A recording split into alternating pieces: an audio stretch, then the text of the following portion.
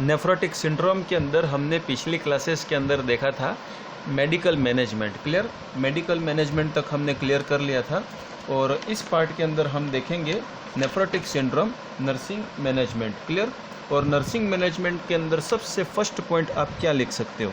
तो first point आपको ये ध्यान में रखना है कि patient will be suffer from the oedema. ठीक है, पेशेंट्स को क्या हो जाएगा?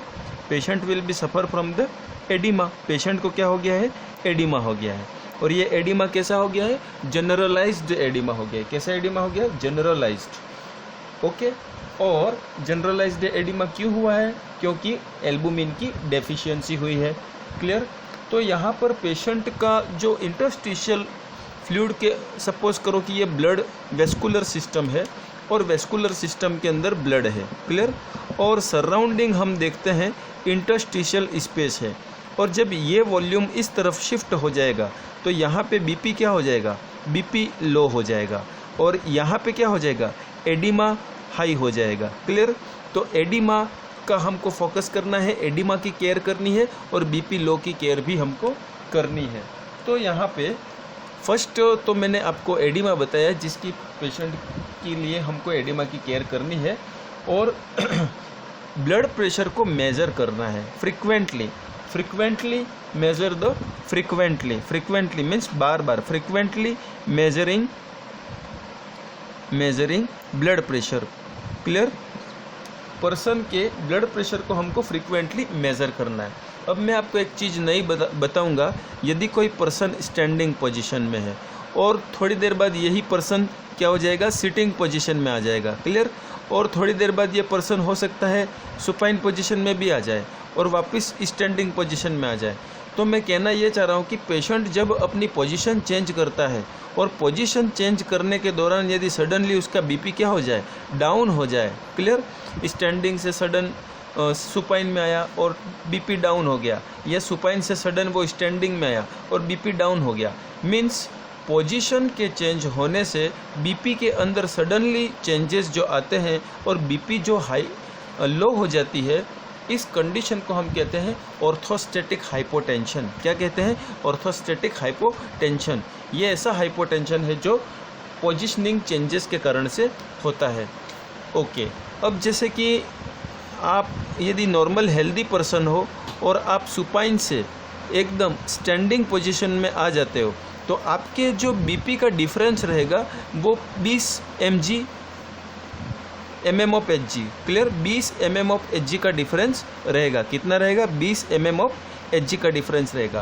कहना मैं ये चाहता हूँ कि जब आप सुपाइन में हो तो आपका बीपी फॉर एग्जांपल 120/80, लेकिन जैसे ही स्टैंडिंग में आते हो तो हो सकता है ये 110/80 या 110/70 हो सकता है। यहाँ पे 10 का डिफरेंस आ रहा है। क्लियर, लेकिन यदि 20 से ज़्यादा डिफरेंस आ जाए, मीन्स सुपाइन से लगा के स्टैंडिंग में जो बीपी आता है वो 20 से ज़्यादा कम हो जाए, क्लियर, 20 का डिफरेंस आ जाए या 20 से ज़्यादा का डिफरेंस आ जाए, तो हमको क्या करना है? Inform to health care provider, doctors को इन्फॉर्म करना है। ठीक है, तो लाइन हम क्या लिखेंगे? लाइन हम ये लिखेंगे कि measure the blood pressure with the patient lying down and standing. Patient के लाइंग डाउन का हमको ब्लड प्रेशर मेज़र करना है और स्टैंडिंग का ब्लड प्रेशर भी हमको मेज़र करना है, और दोनों के बीच का जो डिफरेंस है should not be more than the 20 mm of Hg। यदि 20 mm ऑफ Hg से ज़्यादा डिफरेंस आ जाता है तो हमको पेशेंट को इन्फॉर्म करना, डॉक्टर्स को इन्फॉर्म करना है। क्लियर, नेक्स्ट हम लेते हैं, यदि किसी पर्सन को किडनी की बायोप्सी की गई हो, किडनी बायोप्सी किया हो, किसी पर्सन को किडनी की बायोप्सी की हो, तो हमें ध्यान रहे, हमें मेज़र करना है कि पेशेंट को ब्लीडिंग तो नहीं हो रही। क्या चेक करनी है? फ्रिक्वेंटली ब्लीडिंग चेक करनी है, क्योंकि किडनी की बायोप्सी के समय निडल इंजेक्ट करी जाती है, और निडल इंजेक्शन के जब निडल रिमूव की जाएगी तो वहाँ पे होल ओपन रहता है और यहाँ पे ब्लीडिंग के चांसेस हो सकते हैं, और ये ब्लीडिंग जो होती है वो हैवी ब्लीडिंग होती है और पेशेंट के अंदर हाइपोवॉल्यूमिक कंडीशन आ सकती है। इसलिए हाइपोवॉल्यूमिक कंडीशन को और ब्लीडिंग को और इन्फेक्शन को प्रिवेंट करने के लिए हमको पेशेंट बायोप्सी वाले पेशेंट की बायोप्सी होने के तुरंत बाद हमको, सैम्पलिंग होने के तुरंत बाद हमको ब्लीडिंग चेक करनी होगी। Next, intake and output and weight of the patient each morning after the void and before eat. Means person का इनटेक और आउटपुट, इनटेक और आउटपुट दोनों किस चीज़ का, फूड का भी, क्लियर, फूड का भी और लिक्विड का भी। मीन्स क्या कहना चाह रहा हूँ मैं, फूड इनटेक, ईट, फूड मीन्स ईट, भोजन करना, और लिक्विड मीन्स ड्रिंक, पानी पीना, drinking water, clear. Means patient का इनटेक और आउटपुट, कितना फूड इनटेक किया, कितना स्टूल एलिमिनेट किया, कितना वाटर ड्रिंक किया और कितना यूरिन आउट किया, ये इनटेक और आउटपुट हमको दोनों चीज़ें, फूड और लिक्विड दोनों के बिफोर और ईटिंग के बिफोर और वॉइडिंग के आफ्टर, ईटिंग के बिफोर, एलिमिनेशन के आफ्टर, ड्रिंकिंग के बिफोर, वॉइडिंग के आफ्टर, हमको ये चीज़ें चेक करनी है। क्यों? To measure the patient's weight, patient के वेट को मॉनिटर करने के लिए, क्लियर। नेक्स्ट, कि पेशेंट को एक चीज़ और इसमें मेक श्योर करनी है कि ऐसा नहीं हो कि आज हमने पेशेंट का वेट किया था तब उसने भारी कपड़े पहने हैं और कल पेशेंट का वेट किया तो वो हल्के कपड़े पहन लिया है, उसके बाद फिर हमने पेशेंट का वेट किया तीसरे दिन तो इसने वापस फिर से भारी पहन लिए। तो इससे क्या होगा कि पेशेंट के वेट में वेरिएशन आ सकते हैं। तो पेशेंट को ये एडवाइस किया जाए कि डेली वो सेम वेट के, ठीक है, सेम वेट के क्लॉथ और गारमेंट्स को पहने। ओके, नेक्स्ट 5th पॉइंट अपना ये आ जाएगा कि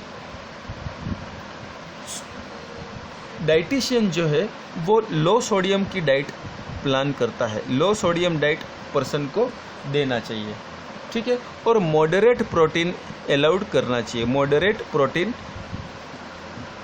पेशेंट को देना होगा, ये डाइट प्लान रहेगी। इसके बाद frequently check urine, frequently means बार बार, चेक द यूरिन आउटपुट, ठीक है, या यूरिन प्रोटीन, सॉरी, आउटपुट और इनटेक तो हम यहाँ मॉनिटर कर रहे हैं। Frequently check urine protein, urine के अंदर प्रोटीन कितना एलिमिनेट हो रहा है, कल ज़्यादा एलिमिनेट हुआ था, आज क्या सुधार आया या नहीं आया, परसों सुधार आएगा या नहीं आएगा, ये चीज़ों को देखने के लिए हमको फ्रीक्वेंटली बार बार डेली की डेली हमको प्रोटीन जो एलिमिनेट होता है उसका मॉनिटरिंग करना है। इसके बाद यदि आप पेशेंट के एल्बुमिन, ठीक है, एल्बुमिन को मॉनिटर कर रहे हो और ट्रांसफेरिन को मॉनिटर कर रहे हो, transferrin is related to the iron, transferrin is related to the iron, clear. तो यदि आप पर्सन के एल्बुमिन को मॉनिटर कर रहे हो और ट्रांसफेरिन को मॉनिटर कर रहे हो तो ये डेटा आपको इंडिकेट करते हैं कि पेशेंट का न्यूट्रिशनल स्टेटस कैसा है।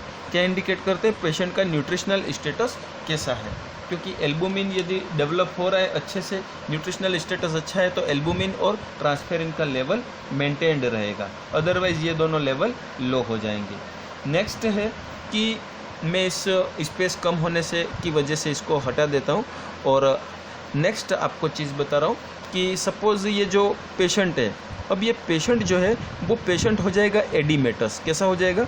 एडिमेटस। इसका ट्रंक वगैरह और हैंड वगैरह, और ये पेशेंट आपको एडिमा से ग्रसित दिखेगा, ठीक है, सूजा हुआ फूला हुआ पेशेंट ये दिखेगा, एडिमेटस। अब इस पेशेंट को एडिमा क्यों हो गया है? क्योंकि एल्बुमिन की कमी हुई है। लेकिन यहाँ पे क्या होता है कि जब पर्सन को एडिमा होता है तो उसकी स्किन, ठीक है, उसकी स्किन के नीचे जो टिश्यू है उसके अंदर परफ्यूजन की स्थिति पुअर रहती है। परफ्यूजन की स्थिति कैसी रहती? पुअर रहती है। स्किन इंटैक्ट नहीं रहती है, प्रॉपर मेंटेन्ड नहीं रहती है, और इस पर जब प्रेशर आएगा, अभी पेशेंट जो है वो सुपाइन पोजीशन में है और इस पर प्रेशर आएगा तो ज़्यादा चांसेस रहते हैं कि ये स्किन डैमेज हो जाए। क्लियर? तो एडिमा वाले पेशेंट को बेड सोर होने के चांसेस ज़्यादा होते हैं। इंक्रीज्ड, ठीक है, परफ्यूजन रिड्यूस्ड हुआ है इसलिए increase the risk of bed सोर, ठीक है, या प्रेशर सोर होने के चांसेस ज़्यादा रहते हैं। तो हमको इस तरह की बेड सोर को प्रिवेंट करने के लिए स्पेशल हम जो केयर देते हैं उस केयर को हम कहते हैं मेटिकुलस स्किन केयर।